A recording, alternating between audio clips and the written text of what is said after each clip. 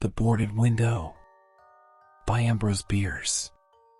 In 1830, only a few miles away from what is now the great city of Cincinnati, lay an immense and almost unbroken forest. The whole region was sparsely settled by people of the frontier, restless souls who no sooner had hewn fairly habitable homes out of the wilderness and attained to that degree of prosperity which today we should call indigence than impelled by some mysterious impulse of their nature they abandoned all and pushed farther westward, to encounter new perils and privations in the effort to regain the meager comforts which they had voluntarily renounced. Many of them had already forsaken that region for the remoter settlements, but among those remaining was one who had been of those first arriving. He lived alone in a house of logs surrounded on all sides by the great forest, of whose gloom and silence he seemed a part, for no one had ever known him to smile nor speak a needless word. His simple wants were supplied by the sale or barter of skins of wild animals in the river town, for not a thing did he grow upon the land which, if needful, he might have claimed by right of undisturbed possession. There were evidences of improvement. A few acres of ground immediately about the house had once been cleared of its trees, the decayed stumps of which were half concealed by the new growth that had been suffered to repair the ravage wrought by the axe. Apparently the man's zeal for agriculture had burned with a failing flame, expiring in penitential ashes.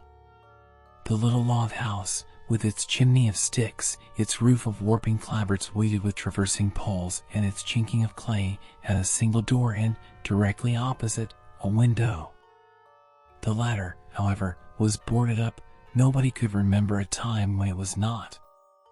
And none knew why it was so closed, certainly not because of the occupant's dislike of light and air, for on those rare occasions when a hunter had passed that lonely spot the recluse had commonly been seen sunning himself on his doorstep if heaven had provided sunshine for his need.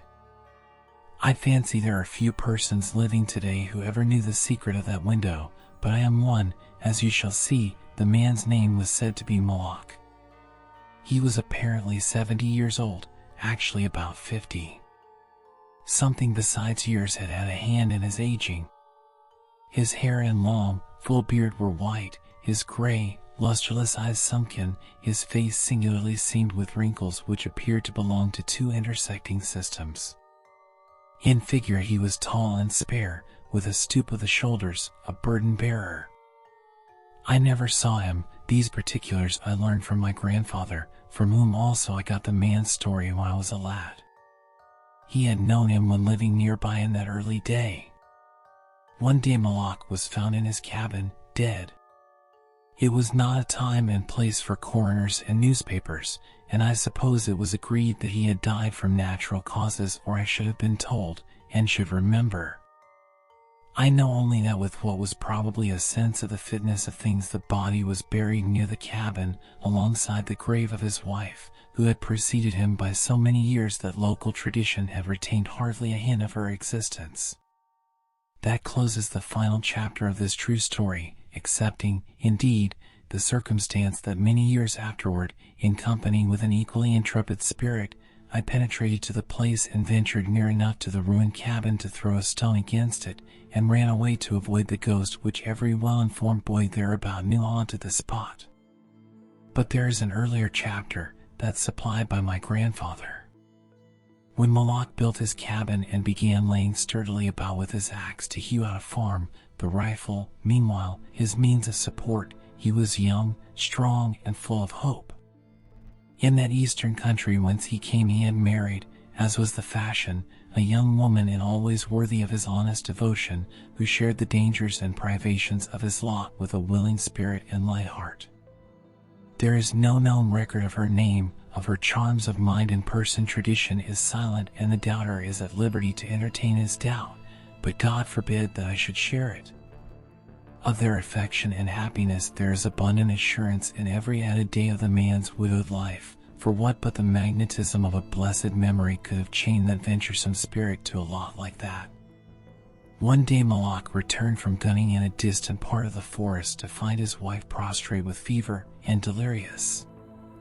There was no physician within miles, no neighbor, nor was she in a condition to be left to summon help. So he set about the task of nursing her back to health, but at the end of the third day she fell into unconsciousness and so passed away, apparently, with never a gleam of returning reason. From what we know of a nature like his, we may venture to sketch in some of the details of the outline picture drawn by my grandfather.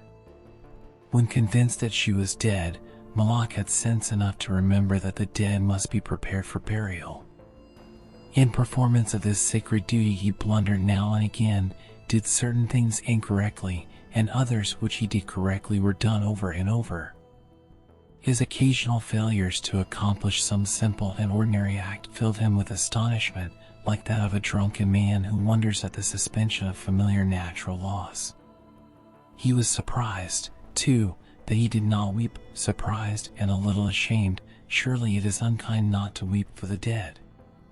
"Tomorrow," he said aloud, "I shall have to make the coffin and dig the grave, and then I shall miss her when she is no longer in sight. But now, she is dead, of course, but it is all right. It must be all right, somehow. Things cannot be so bad as they seem." He stood over the body in the fading light, adjusting the hair and putting the finishing touches to the simple toilet, doing all mechanically, with soulless care. And still through his consciousness ran an undersense of conviction that all was right, that he should have her again as before, and everything explained. He had had no experience in grief, his capacity had not been enlarged by use. His heart could not contain it all, nor his imagination rightly conceive it. He did not know he was so heart-struck that knowledge would come later and never go. Grief is an artist of powers as various as the instruments upon which he plays his dirges for the dead, evoking from some the sharpest, shrillest notes, from others the low, grave chords that throb recurrent like the slow beating of a distant drum. Some natures it startles, some it stupefies. To one it comes like the stroke of an arrow, stinging all the sensibilities to a keener life, to another as the blow of a bludgeon, which in crushing benumbs.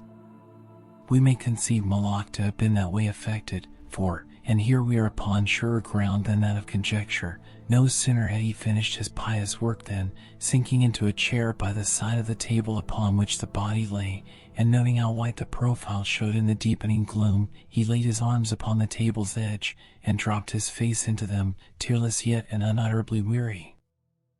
At that moment came in through the open window a long, wailing sound like the cry of a lost child in the far deeps of the darkening wood. But the man did not move. Again, and nearer than before, sounded that unearthly cry upon his failing sense. Perhaps it was a wild beast, perhaps it was a dream. For Murlock was asleep. Some hours later, as it afterward appeared, this unfaithful watcher awoke and lifting his head from his arms intently listened, he knew not why. There in the black darkness by the side of the dead, recalling all without a shock, he strained his eyes to see, he knew not what. His senses were all alert, his breath was suspended, his blood had stilled its tides as if to assist the silence. Who, what had waked him, and where was it? Suddenly the table shook beneath his arms, and at the same moment he heard, or fancied that he heard, a light, soft step, another, sounds as of bare feet upon the floor. He was terrified beyond the power to cry out or move. Perforce he waited there in the darkness through seeming centuries of such dread as one may know, yet live to tell. He tried vainly to speak the dead woman's name, vainly to stretch forth his hand across the table to learn if she were there. His throat was powerless, his arms and hands were like lead. Then occurred something most frightful. Some heavy body seemed hurled against the table with an impetus that pushed it against his breast so sharply as nearly to overthrow him, and at the same instant he heard and felt the fall of something upon the floor with so violent a thump that the whole house was shaken by the impact. A scuffling ensued, and a confusion of sounds impossible to describe. Murlock had risen to his feet. Fear had by excess forfeited control of his faculties. He flung his hands upon the table. Nothing was there. There is a point at which terror may turn to madness, and madness incites to action. With no definite intent, from no motive but the wayward impulse of a madman, Murlock sprang to the wall, with a little groping seized his loaded rifle, and without aim discharged it. By the flash which lit up the room with a vivid illumination, he saw an enormous panther dragging the dead woman toward the window, its teeth fixed in her throat. Then there were darkness blacker than before, and silence, and when he returned to consciousness the sun was high and the wood vocal with songs of birds. The body lay near the window, where the beast had left it when frightened away by the flash and report of the rifle. The clothing was deranged, the long hair in disorder, the limbs lay anyhow. From the throat, dreadfully lacerated, had issued a pool of blood not yet entirely coagulated. The ribbon with which he had bound the wrists was broken, the hands were tightly clenched. Between the teeth was a fragment of the animal's ear. Thank you for watching. Please like and subscribe and press the bell icon to get new video updates.